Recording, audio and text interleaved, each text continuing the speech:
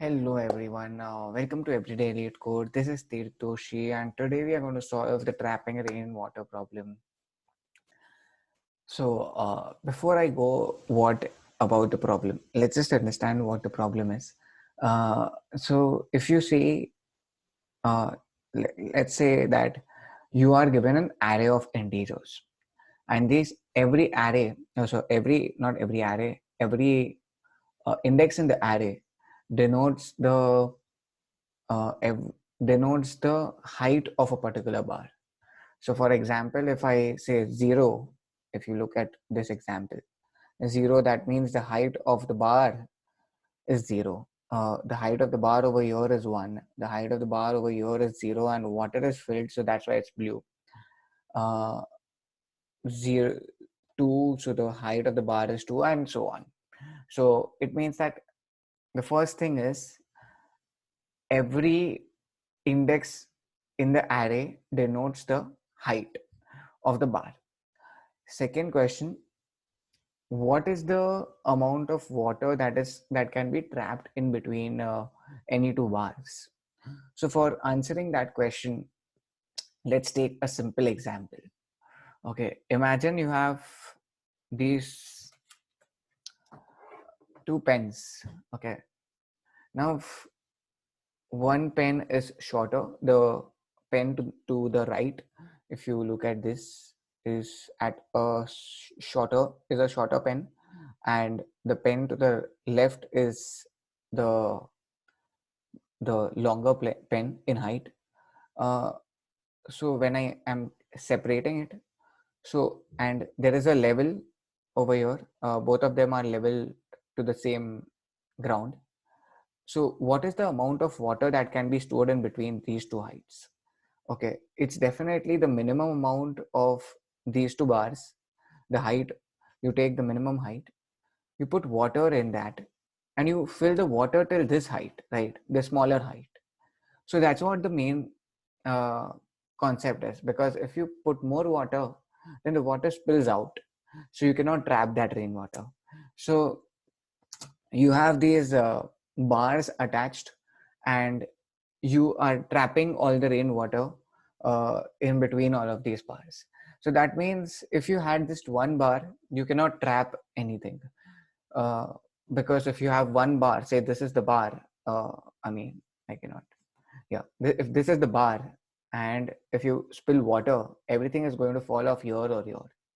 So everything is going to be spilled and nothing is going to be trapped in in that segment. So the idea here is, when I'm looking at the broader picture, I'm getting confused of where to solve. But if I think of uh, getting individual amount of water at every section, then I might say I might be able to solve it. So let's have a look at the whiteboard once. Um, let's say that you have, this is the axis. I'm just drawing some random axis, and I'm drawing something very random here, just to have something really weird, but I think it can be a good example. So this is not here, it's not really scaled properly. Let's just think of this as this way. So this is the first one. It's out here. So what is the amount of water that can be trapped? The amount of water that can be trapped here is this much. Is it true? Answer is no. There is no bar over here, right? So when you throw water out here, okay, everything falls off this way. This line is not a bar, it's just an axis. There's nothing to the left of it. So at the first bar, no matter what, there won't be any water trapping involved. So the total amount of water that is trapped at this bar is 0. The total amount of water that is trapped at this bar. Now let's think of it now. Um, if I have something like this. Okay, I cannot really trap any water because I pour water, it will all fall down here. Neither will it, stay, so that this cannot help it out here. So everything gets off the track, and you cannot really have anything out here. Now if you come here, the amount of water that can be there here is this much. So everything out here is water. I'm really trying bad, but just imagine that I'm trying to draw water out here. So this is the amount of water here. Then you have all of these things. The amount of water that can be here is this much, and so on. So if I look at an individual cell, what is it that I'm really doing to calculate the amount of water? So the bar height out here, let's take this one, is 0. Okay. The maximum to its right is ideally this guy. The maximum to its left is this guy. Here also you can store some water. From this point to this point, actually you can store some water here. The maximum to the left is this, the maximum to the right is this, and the minimum of those two is this guy. So you can fill water till this height. Actually, it was my bad. So you can fill water till this height. Really bad at this drawing. Yeah.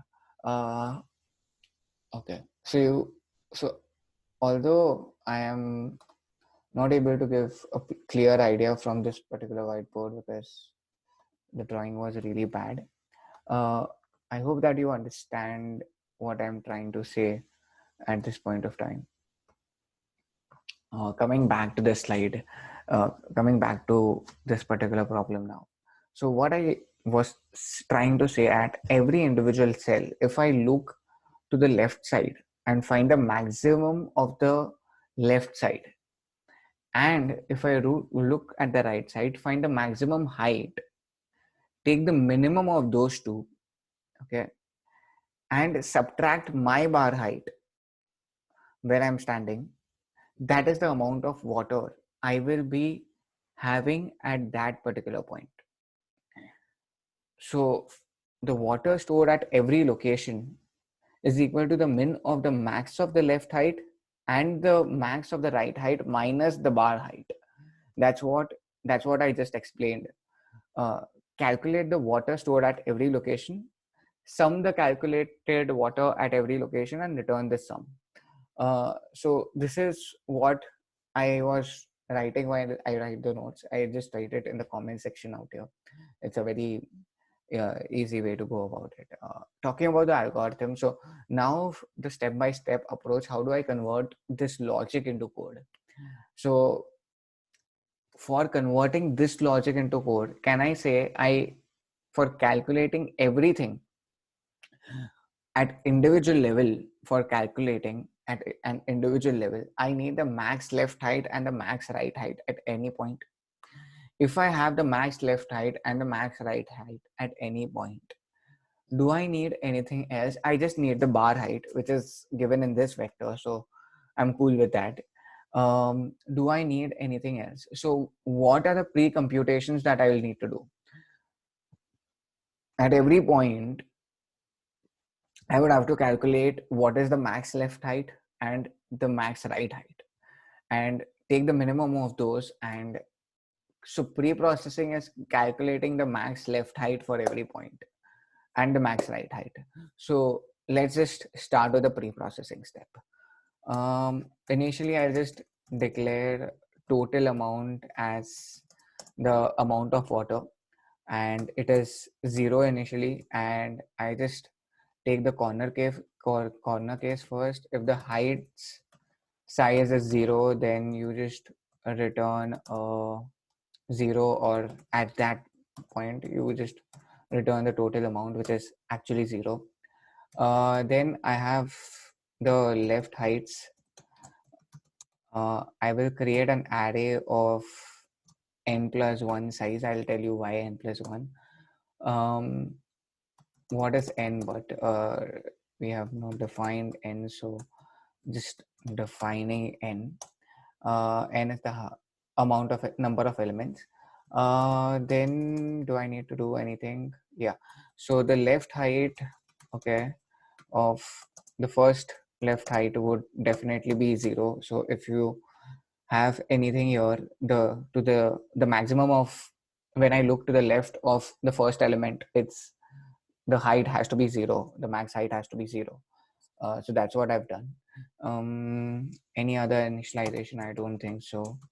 Integer I is 0. I is less than the total number of elements, that is n. I plus plus. Okay. Now the left height at I plus 1, so at this particular point, would be equal to the max of left height of I, and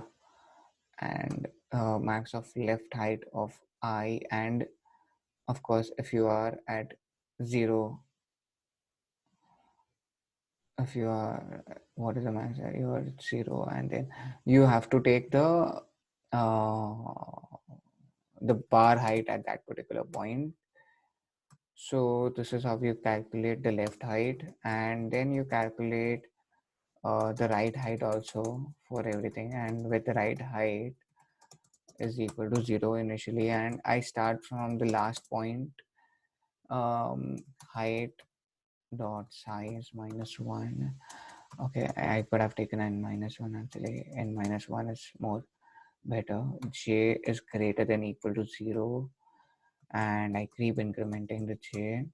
What is my right height at any particular point? It's going to be the maximum of the right height and uh, the previous right height and the bar I am at right now. So integer j would be here. So that is how I calculate the right height, and the total amount would be equal to if the min of left height of j and the right height is greater than the height of j, then you can say, you can take this and subtract it.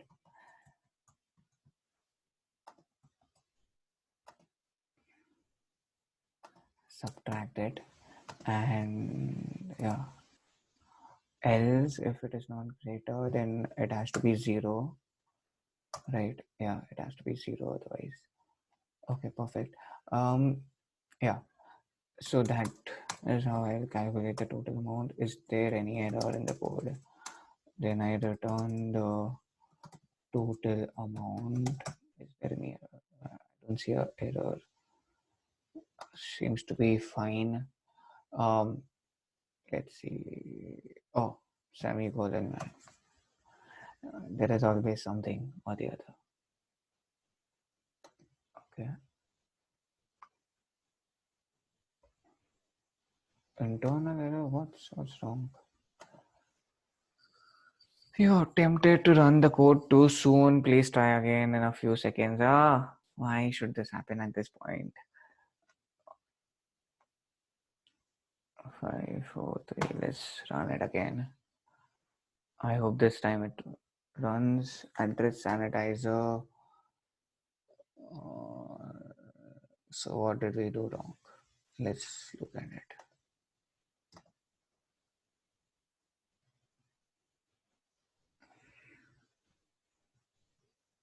What did we just do wrong? Take the height of j. It's fine. But I just use something that I can't? Seems perfectly fine to me. I don't know what's wrong. check which part of the code is wrong.